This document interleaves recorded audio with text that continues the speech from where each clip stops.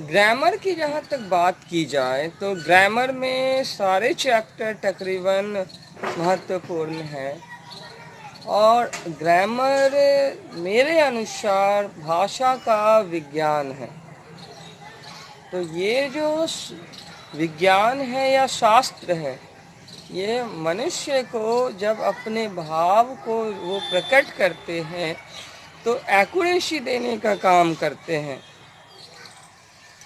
अब इससे इंसान जब एक्यूरेसी पाते हैं तो एक्सप्रेशन पावर काफ़ी ज़्यादा इन्फ्लुएंस होते हैं।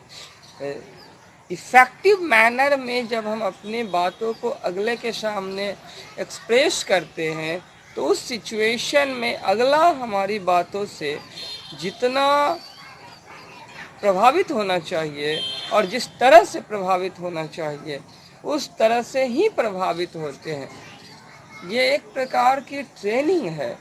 मेरे अनुसार तो ये एक प्रकार की ट्रेनिंग है।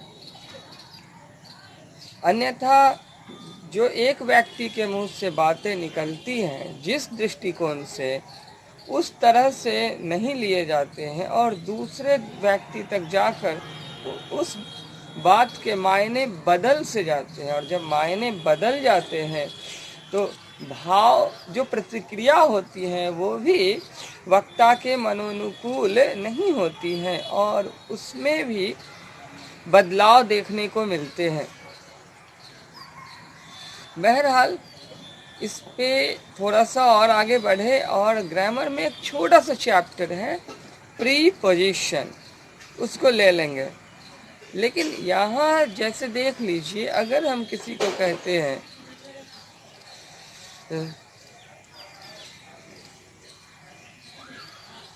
आर यू इल, क्या आप बीमार हैं, अगर इसी को हम अलग से स्वर में बोल दे सब शब्द वही रहेगा। बस हम ऐसे बोल देते हैं आर यू इल, क्या आप बीमार हैं, पूरी तरह से इसके मायने बदल गए। अगर हम ऐसे बोल देते हैं इसे are you ill, are you ill, मायने बदल गए। आर यू इल अलग मायने दे रहे हैं। तो यहाँ पे जो बातें हम कहना चाह रहे हैं वो ये है कि जब वक्ता के द्वारा निकली हुई बातें श्रोता तक जाते ही उसके मायने बदल जाते हैं। वो किस प्रकार से ग्रहण करता है शब्दों को, किस माहौल किस परिवेश से वो आया है, ये जब उसको प्रभावित करते हैं पूरी तरह से। जैसे किसी ने कहा अगर ओके डन ऐसे किया केवल, तो अगला समझ लिया कि अरे ये तो ठेंगा दिखा रहा है। ठेंगा दिखा रहा है तो वो तो दो थप्पड़ खींच करके मार देगा। तो ये माहौल और परिवेश का प्रभाव होता है। उसके उपरांत जो अहम बात है ध्यान देने योग्य वो ये भी है कि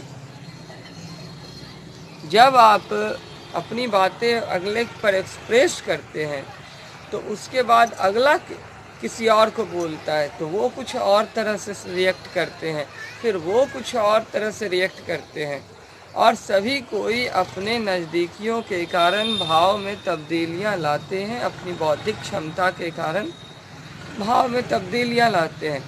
नाना बुद्धि नाना मति।